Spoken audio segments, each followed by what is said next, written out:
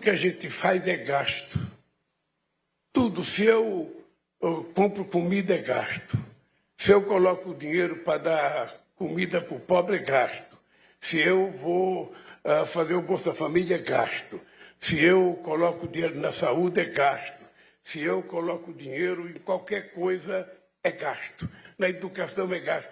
A única coisa que não é tratada como gasto nesse país é o dinheiro que a gente paga de juro para o sistema financeiro.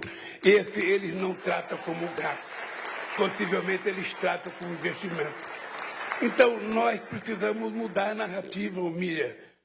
Daqui para frente, tudo que a gente fizer é investimento. A fala do Lula aqui sinaliza, acho que tem várias coisas compactadas, né? O Lula é um excelente comunicador, ele consegue fazer isso, sintetizar, né, coisas que são muito complexas de uma maneira muito simples. E eu vou usar alguns elementos que o governo nesses primeiros 10, 11 dias já sinalizou.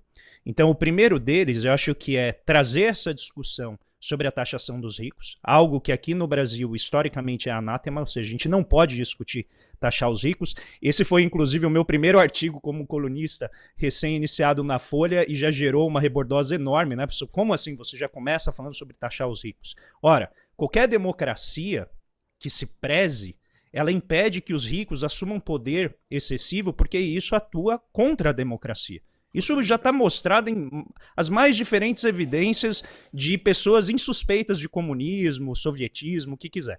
Tá? Então, rico muito poderoso é rico que quer dizer pra gente o que tem que ser ensinado na escola, é rico que quer dizer pra gente o que tem que ser, né, constituir o nosso sistema de saúde, é o que a gente deve pensar e assim por diante.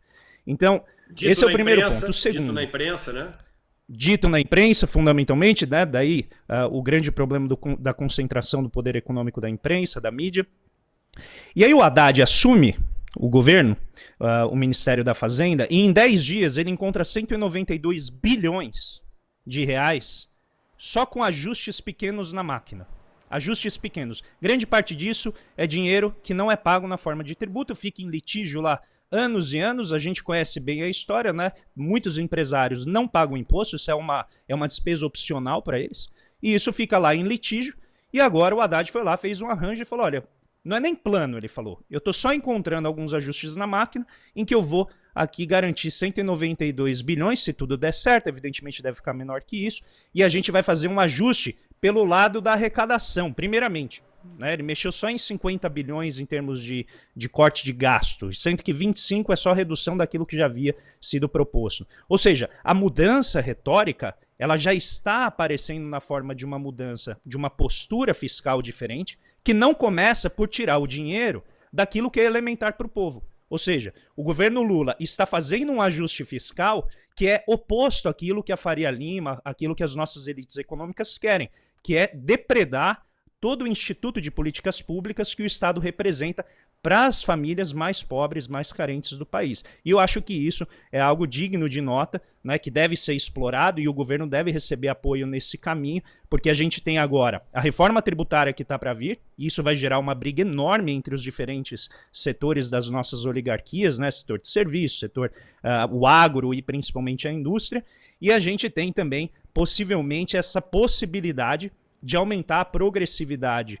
da tributação sobre a renda, que historicamente, né, você fala isso já há muito tempo, tem sido, né, basicamente um tabu em termos de discussão. Você não pode discutir taxar o andar de cima, porque volta aquela velha cantilena dos anos 80, isso, Ronald Reagan, Milton Friedman, que os ricos são aqueles que geram emprego, são aqueles que geram a prosperidade. Eles estão há 40 anos acumulando riqueza e a gente não vê a prosperidade chegar, né, na mesa do pobre e nas pessoas mais simples. Para as pessoas não acharem que o Estado vai chegar para pegar o palio delas ou roubar a máquina de lavar roupa delas, né, fazendo um imposto sobre esse imposto ele vai pegar mais ou menos aí 220 mil pessoas num país de 210 milhões de habitantes.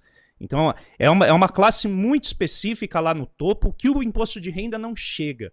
E já falei aqui outra vez, eu quero frisar que o homem mais rico do Brasil, ele é um homem, ele recebeu em 2019 1,4 bilhão de reais em renda, não é o patrimônio dele, em renda. Ou seja, no ano, ele ganhou 1,4 bilhão. Ele não pagou imposto sobre 1,3. Esse imposto chega nessa pessoa. e faz com que ela pague um pouquinho mais de imposto, como o Edu frisou aqui. É pouca coisa, não é muito, né? Não vai faltar comida para a família dela, ele não vai perder nenhum carro, ele não vai perder nenhuma mansão por causa disso. Mas notem o grau de injustiça tributária que a gente tem.